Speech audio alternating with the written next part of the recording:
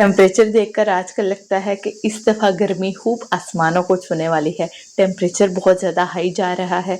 ऐसे ही गर्म मौसम के लिए एक मज़ेदार ठंडा ठार सा ड्रिंक आज आपके साथ शेयर करेंगे, जिसको पीकर सारी गर्मी दूर भाग जाएगी और एक ठंडक का एहसास आपको होगा।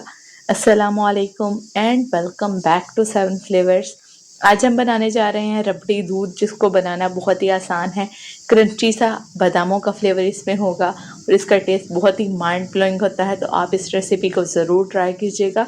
बनाना बहुत आसान है, घंटों आपको इसको बनाने में नहीं लगेंगे, बल्कि मिनटों में बनकर ये तैयार हो जाती है। ये मज़ेदार सा रबड़ी दूध बनाना शुरू करते हैं। सबसे पहले मैंने यहाँ पर चीनी ली है, हाफ कप चीनी है। इसको हम कैरेमलाइज करेंगे, यानी कि इसको हम हल्के टेम्परेचर पर रख देंगे जब तक कि ये बिल्कुल पिघल जाएगी और इसका अच्छा सा कलर आ जाएगा।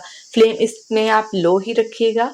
थोड़ा सा इसको हिलाते रहेंगे जब तक कि ये कैरेमलाइज हो रही है। साथ ही हम तुखमलंगा या सब्ज़ा सीड्स लेंगे, इनको हम भिगो देंगे ताकि ये अच्छे से फूल जाए। तकरीबन 3 से 4 मिनट के बाद ये कैरेमलाइज होना शुरू हो जाएगी। इस स्टेज पर चम्मच हिलाते रहिएगा, वरना चीनी नीचे से लग भी सकती है, उसका टेस्ट भी ख़राब हो जाएगा। इसीलिए अक्सर लोग ये शिकायत करते हैं कि रबड़ी हमने बनाई तो थी लेकिन उसका टेस्ट कड़वा आ रहा था। तो उसमें बेसिक गलती आप यही करते हैं कि चीनी को आप एक जगह पर छोड़ देते हैं, वो नीचे से जल जाती है, ऊपर से कच्ची रह जाती है। तो अच्छे से कैरेमलाइज करने के लिए इसको मुसलसल हिलाते रहेंगे। जब अच्छा सा कलर आ जाएगा तो इसमें दूध ऐड कर देंगे। मैंने यहाँ पर 1 किलो दूध लिया था। कच्चे दूध का इस्तेमाल करेंगे ताकि उससे अच्छी सी मलाई भी इस पर आ जाए। दूध जब अच्छे से बॉयल होना स्टार्ट हो जाएगा तो इसके ऊपर एक मलाई की तय आना शुरू हो जाएगी। इस तय को भी हम इसमें मिक्स करते रहेंगे ताकि अच्छा सा फैट इसमें आ जाए और मलाई का फ्लेवर इसमें आएगा तो वो बहुत ही अच्छा लगता है और दूध गाढ़ा होना भी शुरू हो जाएगा।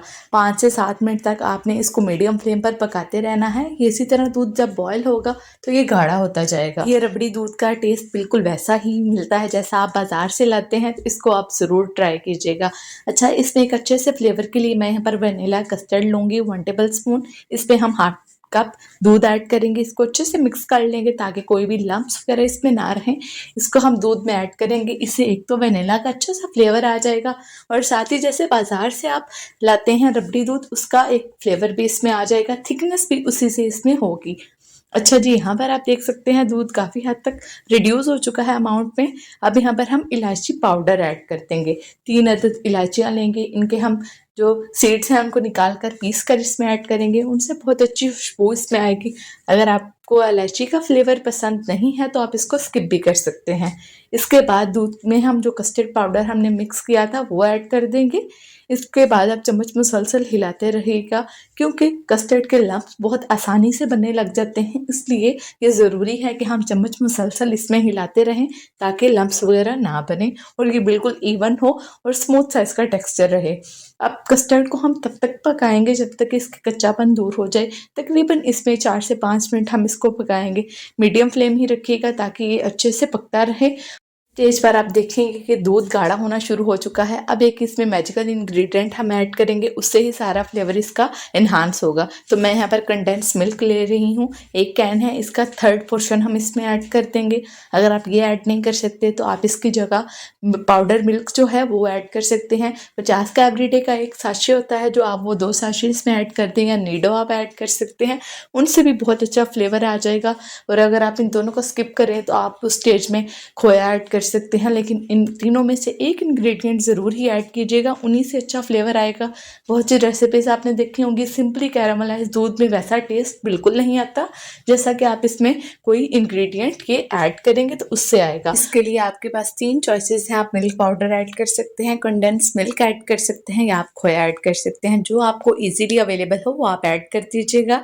यहाँ पर हमारा ये रबड़ी दूध पक चुका है। वैसे भी जब ये ठंडा होगा तो उसके बाद भी ये मज़ीद गाढ़ा होने लग जाता है, तो हम इस स्टेज पर फ्लेम ऑफ कर देंगे। ये बिल्कुल रेडी है, इसको हम ठंडा होने के लिए रख देंगे। साथ ही यहाँ पर हमने पानी लिया है, 1 गिलास पानी था, इसको हम उबलने के लिए रख देंगे। जब पानी अच्छे से बॉयल हो जाएगा तो उसमें हम कलर्ड जो सवैयाँ होती है वर्मिसेली वो ऐड कर देंगे। इनको हम बॉयल करेंगे जब तक ये अच्छे से सॉफ्ट हो जाएं। तकरीबन 4 से 5 मिनट बॉयल होने के बाद ये सॉफ्ट हो जाएंगी। आप इनको चेक कर लीजिएगा। इस स्टेज पर ये अच्छे से सॉफ्ट हो चुकी हैं। पानी हम अलग कर देंगे और इनको स्ट्रेन करके रख लेंगे। जब रबड़ी दूध अच्छे से ठंडा हो जाएगा उसके बाद जो हमने तोह मलंगा पानी में भिगो कर रखा था वो इसमें ऐड कर देंगे और साथ ही इसमें सवैयाँ ऐड करेंगे और इसको अच्छे से मिक्स कर लेंगे।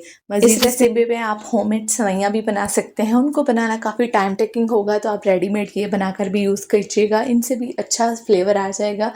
अच्छा जी, इसको मिक्स कर लेते हैं और अब आप देख सकते हैं मज़ेदार सा रबड़ी दूध हमारा बनकर रेडी हो चुका है।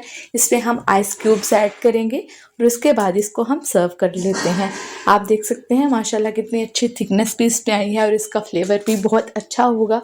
आप यकीनन इसको बहुत पसंद करेंगे। तो आप इस रेसिपी को बनाकर ज़रूर ट्राई कीजिएगा। कुछ नट्स इसके ऊपर हम स्प्रिंकल करेंगे और इसको सर्व कर लेते हैं। ये मज़ेदार सा हमारा रबड़ी दूध बिल्कुल रेडी है। आपको अगर आज की ये रेसिपी अच्छी लगी हो तो इसको लाइक शेयर ज़रूर कीजिएगा और साथ ही साथ हमारे चैनल 7 फ्लेवर्स को सब्सक्राइब कर लें ताकि हर नई आने वाली वीडियो का नोटिफिकेशन भी आपको मिलता रहे। मिलते हैं एक नई रेसिपी के साथ। अपना ख्याल रखिए। अल्लाह हाफिज़।